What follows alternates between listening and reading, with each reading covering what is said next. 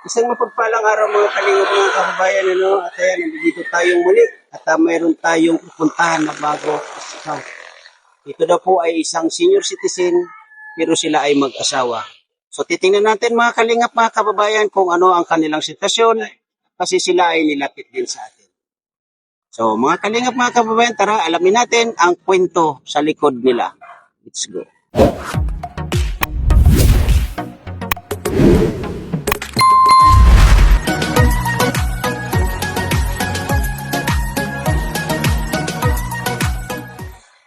So dito tayo, no, mga kalingap mga kababayan, makikidaan tayo. Hello po. Pwede po makidaan. Thank you po. Medyo pa ikot-ikot. Ate, saan yun si ano? Yung nilapit mo sa akin? Dito po. Tingnan natin. Ayan po yung naglapit sa atin. Asan ba sila? Ha? Ano yung sila mag-asawa? Oo. Ilan taon na yung silang dalawa? Palagay mo? Yung lalaki po, nasa 68 na po. Yung babae? 59 ata. 59 ata. So kapitbahay mo siya? Opo. Ilan kayong mga nakatira dito sa lugar na to? Yung mga nakatira sa lugar na to. Anong barangay na to? Pangpang po. Pangpang. Palangkilon. Sityo. Palangkilon. So ano nangyari dito? Nagkaganito. Binagyo ba kayo? Ay, hindi po, tatay. Binisita po kami ni Uwan. Binisita kayo niya. So saan ang daan nila? Pasok ng Alis bahay. po. Come here. ito. Ito ba yung tinatawag na mani? Pili. Yan, mali. Tapos Dito ito po yung kahon. grabe no. Subuti hindi mismo sa bahay nila no, yung kahoy na to. Nadamay po yung bahay nila kasi may mga sanga po. Grabe no. Ito po yung mag-asawa. Hello po. Ano pangalan ng mag-asawang ito? Salvador Lunyosa. Ano pa pangalan ni Salvador tatay? Lunyosa. Salvador Lunyosa. Lunyosa. Ilan taon po si tatay? 68. 68 years old. Ilan pang anak? Ito. 7. Lahat po may pamilya na. Isa na lang ang wala. Bunso nasa Manila. Nasa Manila. Anong trabaho? May trabaho? Kasambahay. Kasambahay. Babae, lalaki? Babae. Ilan taon po? 21. Buti hindi pa nag-asawa. Siguro. Pero yung... Nagtutulong ka sa amin. Ayun. Pero yung anim, may mga pamilya na. So si nanay, anong pangalan? Gemma. Jima Lunyosa. Ilan taon po? 55. 55 years old. So dito sa bahay na to nanay, tatay, sino ang mga nakatira? Kami. Kayo. Asawa. Tapos yung makulolo ko. May apo kayo? Oh, nasan siya ngayon? Andyan. Ano nga daw si Frances? Kanto Lola. Nag-aaral din dito sa Anak yan ng anak ninyo. sa Legazpi. Oh, so may trabaho yung anak ninyo. Sa dyan siya. Hadyang shop. So yun nga, no, kasi nakita namin, no, kasi nilapit kayo ni Miss Danica. Ganito yung sitwasyon, sa nakita ko rin, medyo hindi naging okay. So kailan pa kayo dito tatay nakatira? Ay, matagal na. Mga 20. 20 years. Aba, matagal-tagal na, no? Ayun lang. Nagbigal Frances! Itong bahay na to nanay, matagal na. na. So dito na nabuo lahat. Ay, hindi. Hindi. Yung bunso, yun ang Dito. Yung bunso ang dito nabuo. Mm. Kumbaga, yung iba, hindi dito. Hindi sa Pangpang, sa Mataan. Kumbaga, palipat-lipat kayo nung araw. Maka sa bundok, nag-alaga ako ng nyugan. So sa ngayon tatay, ano po ang trabaho ninyo? Wala, nagtatanim-tanim lang sa bundok ng pang. Luway-luway. Yan, money. Yung mani po na yan ay tanim ninyo nanay. Okay. So, yun nga no, kasi ulitin ko, nailapit kayo sa amin. So kami po ay nasa team Kalingap, no? At ang hinahanap po namin yung mga pamilya na ikaw sa pamumuhay, hirap sa pamumuhay. Nanay, matanong kita uli, pakilagay tong mic. Kasi mas maganda yung klarato po nanay, ano? So ikaw nanay bilang isang kasambahay, ina sa 7 anak ninyo ni tatay. Ano ulit pangalan ni tatay? Salvador. Sa pagsasama ninyo ni tatay, ano yung pinagdaanan na hirap ng pamumuhay ninyo na? Ano, marami. Walang pagkain, walang pera, hirap sa pera. So si tatay, maliban sa trabaho niya na ano yan, nagtatanim ng mga kung ano-ano, Oh. ay maliban doon, ano pa yung additional na pinagkakakitaan ni tatay? Hindi naman lang sa taniman namin sa bundok. Hindi So, naman siya nakapaglaot. hindi siya nakakapaglao. Hindi na. Wala kaya. Wala namang. Pero noon tatay, nung medyo bata-bata pa kayo, Oo. naglalaot din. Oo. Okay. May bangka pa nga ni. Pero napansin ko tatay, may kapansanan kayo, no? Sige. Ano po yan? Inborn? Polio. Polio victim. Okay. So nagkakilala kayo ni tatay nanay, ganyan na si tatay. Maliit pa ako, hindi ko pa daw alam. Na Polio. na polio kayo. So, sa ganyan sitwasyon ninyo tatay, na itaguyod ninyo ng maayos ang inyong mga anak. So, sa 7 ninyo na anak, ilang taon ang panganay nanay? 21. Bata pa. Mm. So, yung bunso ninyo, ilang taon? Ayun ang bunso. 21 sa bunso namin. Opo, ibig sabihin ko yung panganay. Mga 38 na. 30 years old. Ilang panganak nun? 2. Oh. So, saan Nagtatrabaho man sa dyan siya. ayaw nyo nagtatrabaho sa junk shop na... Driver sa junk shop. driver sa junk shop. Yung nagsunod ron, yan nagtatrabaho din sa junk shop.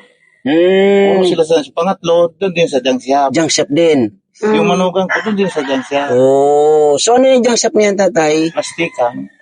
Pag-aari nila or Pag-aari nung pinsan Pinsan. niya. pinsan ni nanay? Okay. So ibig sabihin, mayroong mga pinagkakakitaan ang inyong mga anak. Mayroon. Mm.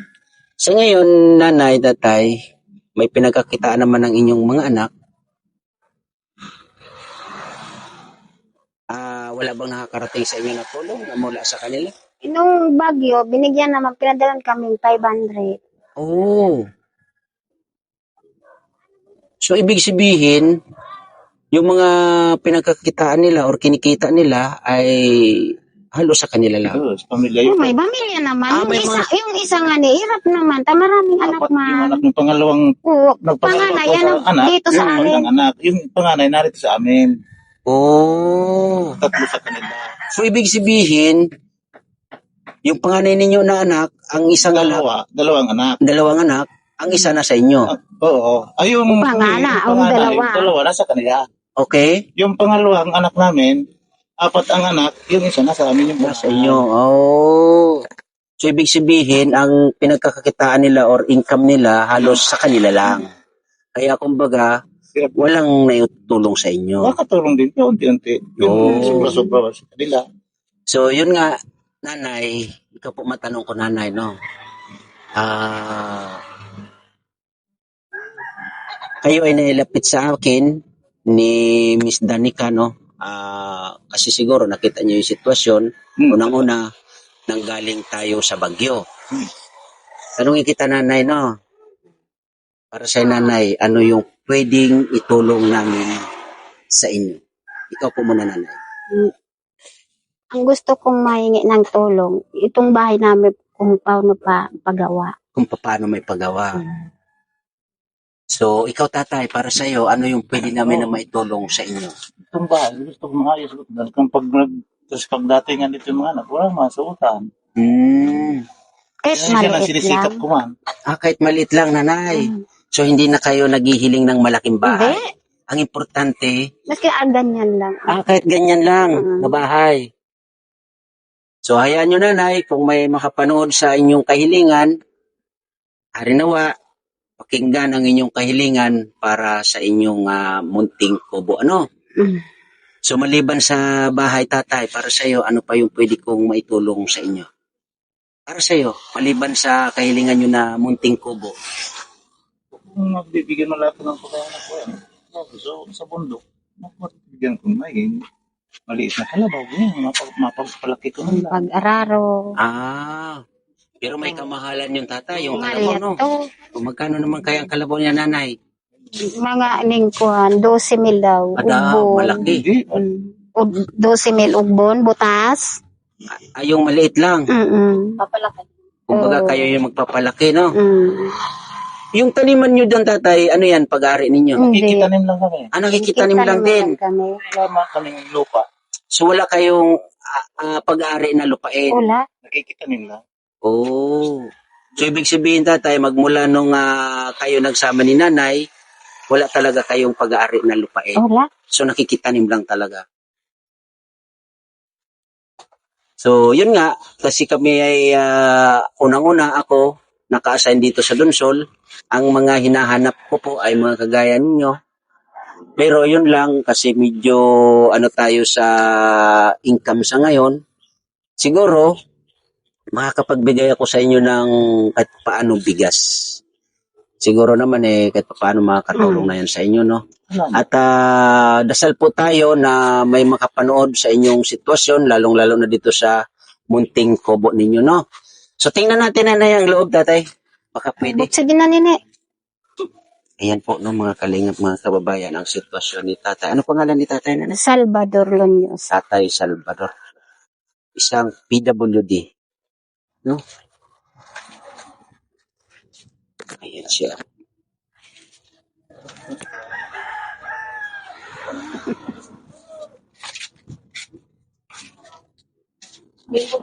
So matagal na ba itong bahay niyo na? Tagal na. Mga ilang taon na? 20. 20 years. Oo nga, no? Wala na rin talaga, no, mga kalingap, mga kababayan. Buti tatay, hindi masyadong natapos ng bagyo, no? So ito po ang sitwasyon nila, mga kalingap, mga kababayan. Ang flooring ay ganito, no?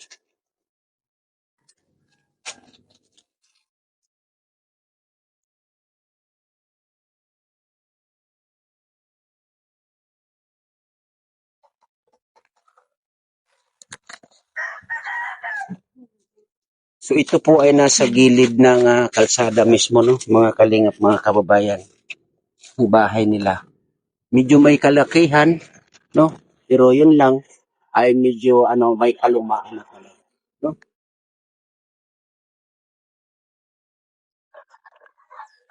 So ito po ay bagong bagong scout na naman sa ngayon. So maraming bahay dito, no? Ayan, no? Buti hindi sila na anuhan ng puno ng nyug, no? Dahil kung anuhan ko ng puno ng nyug, nako, giba talaga ang bahay na to. Nay, wala ba kayong alagang baboy dyan? Wala. Manok na native, wala din. Wala tayo. Wala na. Kasi gusto ko yung manok na native sana eh. Kung makakahanap dyan. Makahanap ng native. Pero wag na, nanay. Kasi ang ano natin dito, yung bahay nyo muna. May pakumpunin natin kahit paano. So, yun po talaga ay wala na talaga. Wala nga lang kami natukan sa kusina. No? Saan kayo natutulog sa ngayon, tatay? Diyan sa kusina. May kusina kayo? Ayun. Okay. Grabe, no? So, dito sa lugar ninyo, wala kayong anak dito na dito Mayroon. natutulog? Yung babae. Babae.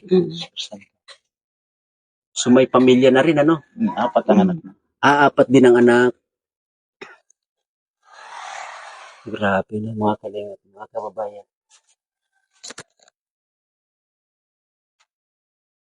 Ay, nako. Ito ang ating problema na naman. Bahay. Puro bahay. Ito po, mga kalingap, mga kaibigan, ang sinasabi ko kasi galing tayo ng Bagyo. Ang Donsol nga ay halos gustong tirahan ni Bagyong Juan. Ilang oras yung bagyo dito, nanay? 24 oras ganda Wala. pa di. Alas Wala 3. yun ano. Simulang alas 3 hanggang gabi. Ilang oras yung bagyo dito? 18 hours. Oo. Grabe, no? Wala yun. So, yung linggo, nanay, maghapon. Maghapon si Bagyo na nandito. Magapon. Nagagapangan. Ay, hindi naman ano. Hanggang alas 6. Grabe, no? So, ulitin ko po sa mga kapanood po nito, no? na yun nga sabi ko ay may mga bago tayong vlog sa ngayon, mga bagong scout. At ayan nga si tatay ay 68 ka na tatay. Nako, 68 na si tatay. At si nanay uli, ilang taon si nanay uli? Nanay? 55. 55. Bata pa si nanay, no? 13 years ang gap, no? Bago pa sana ako na maulian. Bago ka palang gumaling, bakit ano ang karamdaman mo, nanay?